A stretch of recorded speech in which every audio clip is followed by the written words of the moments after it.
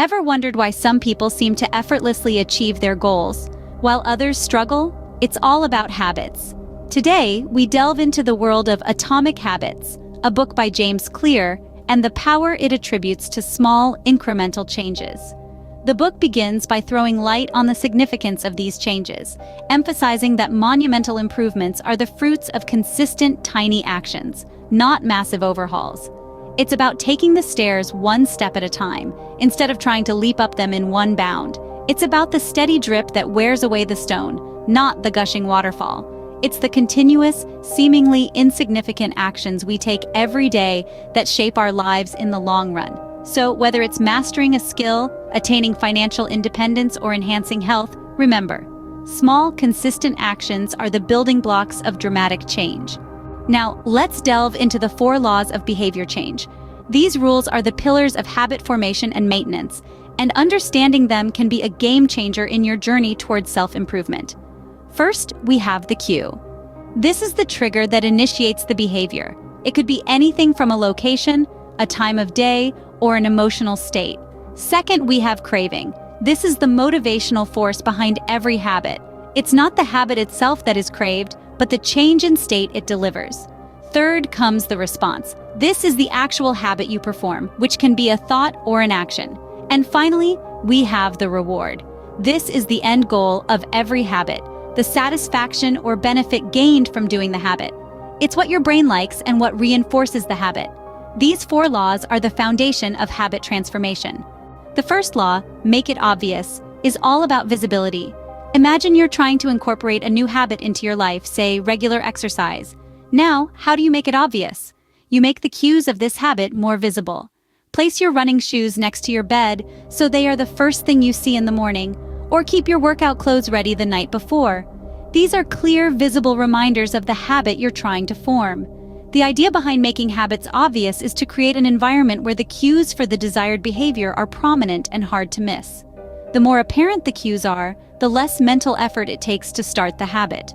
The mind loves efficiency and is more likely to choose an action that requires less thought. When the cue for a habit is clear and evident, it's hard to ignore. What if your habits could be something you look forward to? Imagine waking up each day, not to a grueling list of obligations, but to an enticing lineup of activities you genuinely enjoy. That's the power of making habits attractive. By associating habits with positive feelings or rewards, we can transform them from chores into opportunities for joy and fulfillment. Think about it. If you're trying to develop a fitness habit, you might start by choosing a workout routine that you find fun. If you love dancing, why not make a Zumba class your go-to exercise? Or if you're a nature lover, why not opt for a brisk walk in the park? The key is to tie your habits to things that spark your interest, things that excite you. This approach not only makes the habit more appealing, but also helps increase your motivation to stick with it. When a habit becomes attractive, it becomes something you want to do. Ever felt like your habits are just too hard to maintain? That's where James Clear's advice in Atomic Habits comes in. He emphasizes the importance of making your habits easy to follow. Imagine you're a ship setting sail. The easier the path, the smoother the voyage. Now, how do we make habits easy? First, reduce friction. Remove any obstacles that may stand in your way. If you want to exercise daily, lay out your workout clothes the night before. If you wish to eat healthier, keep nutritious food within easy reach. Second, simplify your environment. The fewer distractions and complexities there are, the easier it is to focus on your habit. If you want to read more, keep a book on your bedside table. Remember, it's not about making a habit that lasts for a day, but creating a habit that stands the test of time. When habits are easy, they're more likely to stick. What if you could get a reward every time you performed a habit? Here, we delve into the satisfying nature of rewards. Picture this. Every time you complete a run, you treat yourself to a refreshing smoothie. Or, after a productive study session, you indulge in an episode of your favorite show. These rewards, while seemingly small, play a significant role in your habit formation journey. Our brain is wired to seek out pleasure and avoid pain. So, when we associate a habit with a positive experience or a reward, we're more likely to repeat it. This is where the joy of satisfaction comes in. By making your habits satisfying, you're essentially creating a positive feedback loop that encourages repetition. Remember, it's crucial to make the reward immediate. The faster you receive the reward after performing the habit, the more your brain connects the action with a positive feeling. When a habit is satisfying, it's more likely to be repeated. Ready for some advanced tactics?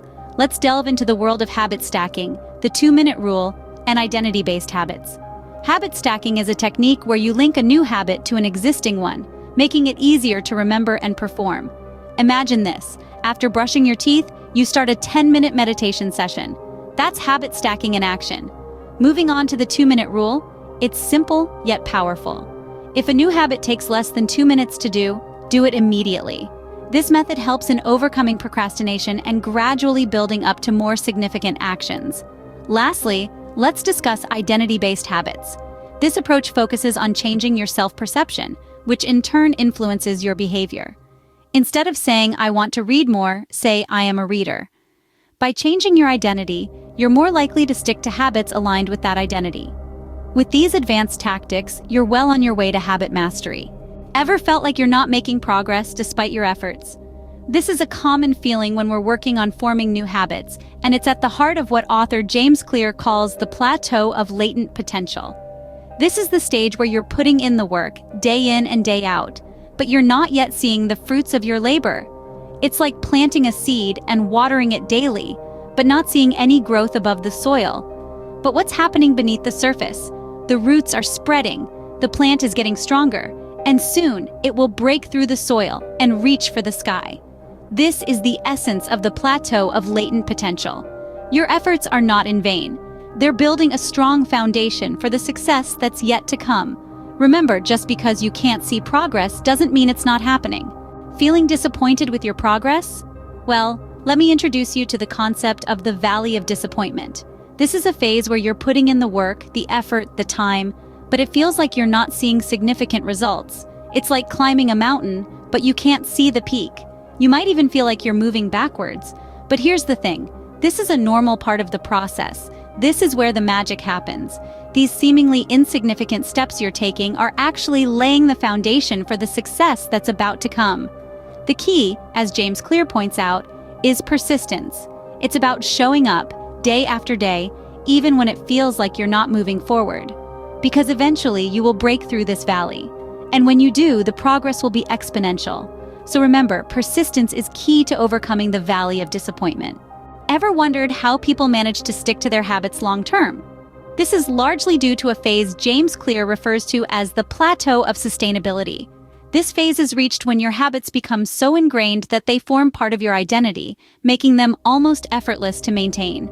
It's like a seasoned runner who laces up their shoes each morning without a second thought. Their running habit is so deeply entrenched that it has become a defining part of who they are. It's not about having to run, it's about being a runner. This is the plateau of sustainability, where the habit is no longer something you do, but instead something you are. It is this fundamental shift in identity that makes the habit sustainable in the long run. Once a habit becomes part of your identity, it's easier to sustain. Want to know how to stick with your good habits every day? Let's dive into some practical strategies. The key to consistency lies in tracking and accountability. It's much like a progress report of your journey. Tracking your habits allows you to see where you are succeeding and where you might be falling short. It can be as simple as marking off a calendar or keeping a journal of your actions. On the other hand, accountability is about taking responsibility for your actions. It's about owning up to your habits, good or bad, and understanding that you have the power to change them. You might find it helpful to have an accountability partner, someone who knows about your goals and can provide support or even a gentle nudge when necessary. Remember, consistency isn't about being perfect. It's about making continual progress. Each day brings a new opportunity to reinforce your good habits. Consistency is the bedrock of lasting, effective habits. Struggling with bad habits? We all are in one way or another. But here's the good news. Bad habits are not life sentences. They can be broken, reshaped, and replaced. The key is to understand the triggers and cravings that drive these habits. These triggers could be anything: a location, a time of day, a person, an emotional state. Identifying these triggers helps us understand the root cause of our habits.